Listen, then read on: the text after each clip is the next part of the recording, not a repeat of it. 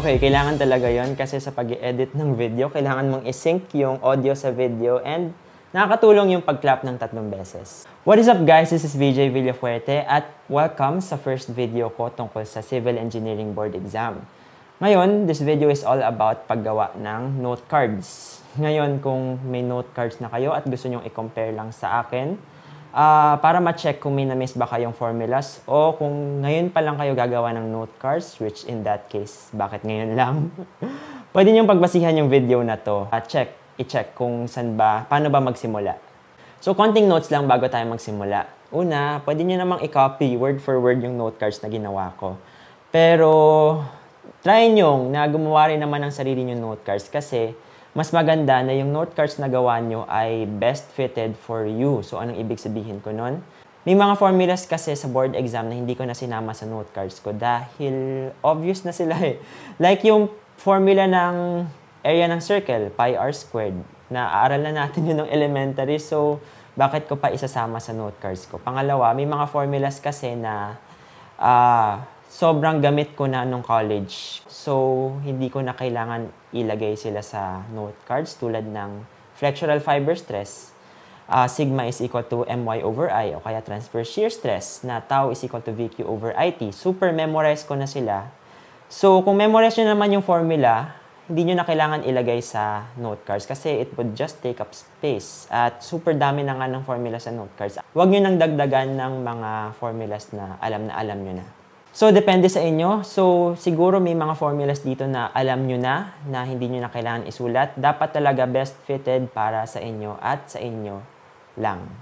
Ngayon, second point ko is that kung i-check nyo yung lahat ng note cards ko, ayun, kita nyo ba siya? Ganyan siya kakapal. At ito ay composed of 37 na note cards. 11 doon ay nasa Math and Transpo. 9, I think, yung nasa Geohydro at 17 yung nasa Struck. So, super dami talaga ng formulas. At ang malungkot pa dito, 10% lang. 10% lang ang talagang mag-a-appear sa board exam. So, bakit ganun? Kasi yung board exam, super lawak talaga ng pwedeng tanungin na questions. Ngayon, pipili lang sila sa super lawak na coverage na yun. Pipili sila ng 200 questions para itanong for the board exam. Ngayon, 200 questions na yun, super konti kung i-compare mo sa buong coverage ng board exam. So, sadly, kailangan nyo talagang i-memorize pa rin lahat ng sinusulat nyo sa note cards para makasagot kayo sa board exam. So, ang point lang nun is gawin nyo na yung note cards nyo as soon as possible. Wag na kayo mag-crampa kasi mahirap mag-memorize ng pressed sa oras. So, pangatlong point is that tinake ko yung Civil Engineering Board Exam noong November 2018. At since then, may konting binago na rules. Most importantly, yung paggamit ng calculator. Nung board exam namin, ito ang gamit namin calculator. This is the Casio FX570S Plus. Pero ngayon, may chance na ito na daw ang gamitin nyo. Ito yung FX82EX. At may mga functions to na hindi natatagpuan dito. So, may mga items din sa note cards ko na gumagamit ng ganong technique sa calculator. Pero okay lang kasi i-explain ko naman kung paano sila i-solve gamit ito in my future videos. So, pang-apat is that baka may narinig kayong technique na kung saan magsusulat sa isang cartolina or Manila paper ng mga formulas tapos ipopost sa dingding o kaya sa kama para kunyari bago kayo matulog, makita nyo or maalala nyo yung mga formulas. Hindi ko ginawa yun nung review ko kasi 2 reasons. Una, hassle kaya magsulat ng formulas sa cartolina. As in, super laki nila tapos kailangan mo pang idikit sa wall. Tapos, pangalawa, hindi mo rin naman sila madadala. O kaya kung kakain ka sa labas, hindi mo pwedeng dalhin yung formulas na nasa dingding mo. Kaya note cards na lang yung ginawa ko kasi super convenient niya dalhin. Ganito lang siya kaliit. So, kahit na kumakain ako sa labas, habang nag-iintay ako ng order ko, pwede ko itong basahin. At ginawa ko na yun ilang beses. Nagbabasa ako ng formulas habang naghihintay ako ng food. So, ganito ang itsura ng note cards na ginamit ko sa pagre-review sa board exam. So, konting notes lang bago tayo magsimula. Una, kung mapapansin nyo, iba ang color ng Geohydro sa Math at Struck. At ito ay dahil para lang madali siyang i-divide.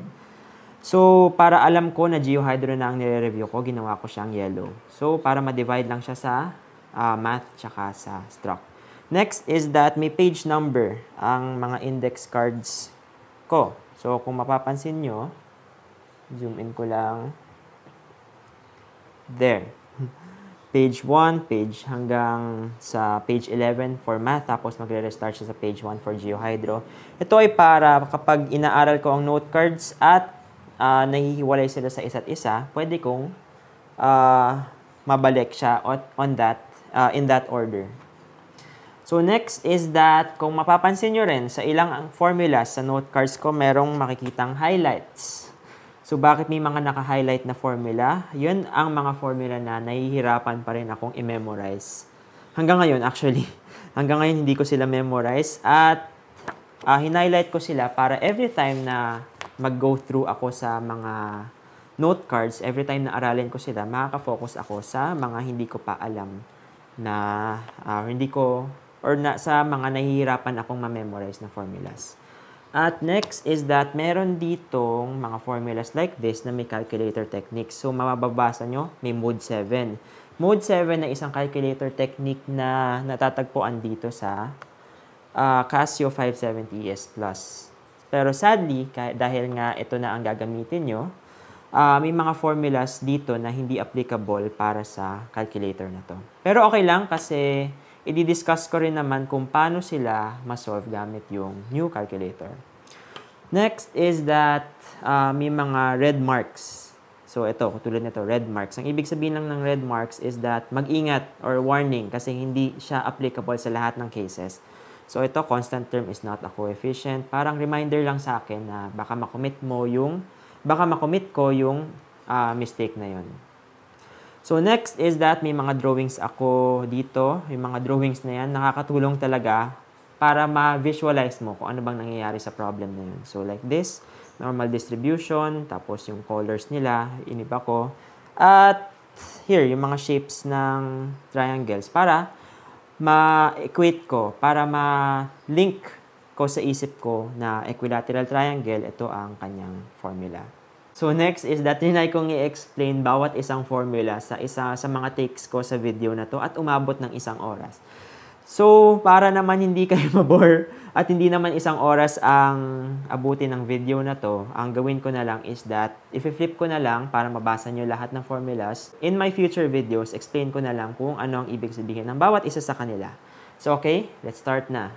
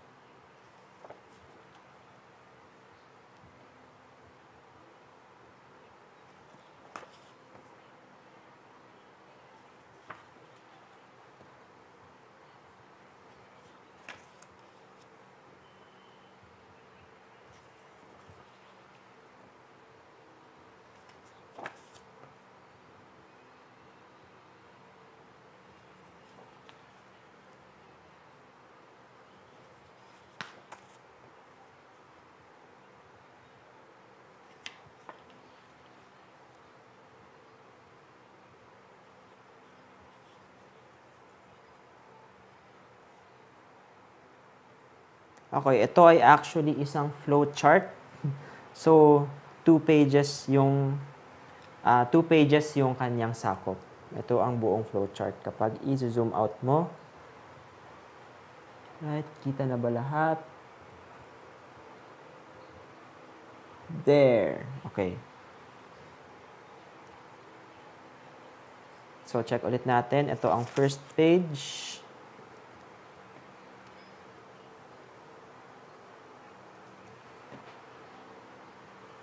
At ito ang second page. Tapos, ito naman ang back page niya.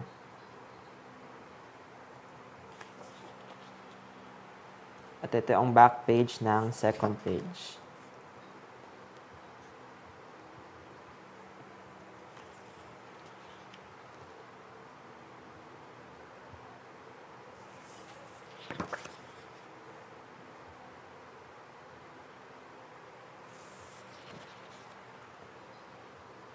And last page, ito na siya.